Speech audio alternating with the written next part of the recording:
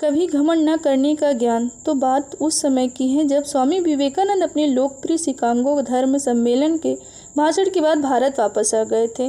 अब उन्होंने अपनी चर्चा विश्व देश भर में हो रही थी।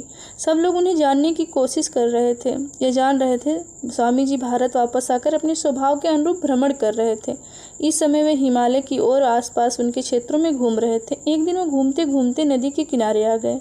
वहाँ उन्होंने देखा एक नाव है, पर वह छोर का किनारा जा चुकी है। तब नाव पर वापस आने का इंतजार कर रहे थे। वहीं बैठकर एक साधु वहाँ से गुजर रहा था। साधु ने स्वामी जी को अकेला देखकर बैठा स्वामी जी के पास आकर पूछा कि तुम यहाँ क्यों बैठे हो। स्वामी जी ने जवाब दिया, यहाँ नाव का इंतजार कर रहा हूँ बैठकर। साधु ने फिर से पूछा, तुम्हारा नाम क्या है। स्वामी जी ने कहा, मैं विवेकानंद हूँ।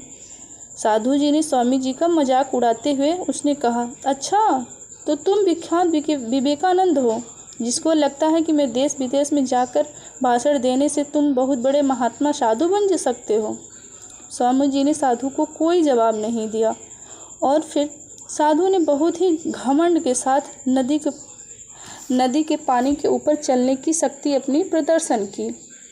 कुछ दूर चलने तक के बाद फिर साधु ने स्वामी जी से कहा, क्या तुम मेरी तरह पानी पर पैदल चल सकते हो, इस नदी को पार कर सकते हो। स्वामी जी ने बहुत ही आदर और विनम्रता के साथ साधु से कहा, इस बात में कोई शक तो नहीं है कि आपके साथ बहुत ही अद्भुत शक्ति है, लेकिन क्या आप मुझे बता सकते हो कि आपको यह असाधारण शक्ति प्राप्त करने में कितना समय लगा। बहुत ही अभिमान के साथ साधु ने जवाब दिया, यह बहुत ही कठिन कार्य था। मैंने ही इसे 20 सालों में कठिन तपस्या और साधना के बाद यह महान शक्ति प्राप्त की है। साधु की यह बात बताने का अंदाज बहुत ही अहंकार भरा था। यह देखकर स्वामी जी बहुत ही शांत स्वर में बोले, आपने अपनी ज़िंदगी की 20 साल ऐसी विद्या सीखने में बर्बाद कर दी जो कि एक नाव 5 मिनट में कर सकती है।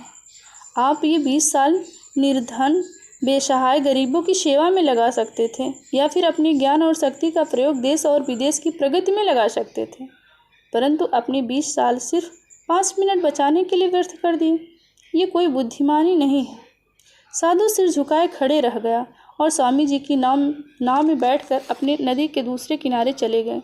कहानी से हमें यही सीख मिलती है कि हमें किसी भी प्रकार या ज्ञान और शक्ति का सही उपयोग अवश्य करना चाहिए। किसी शक्ति को प्राप्त करने यदि उस पर घमंड करते हैं तो यह मूर्खता है। शक्ति का वही जगह पे इस्तेमाल करना चाहिए जहाँ वही उसका वास्तविकता है।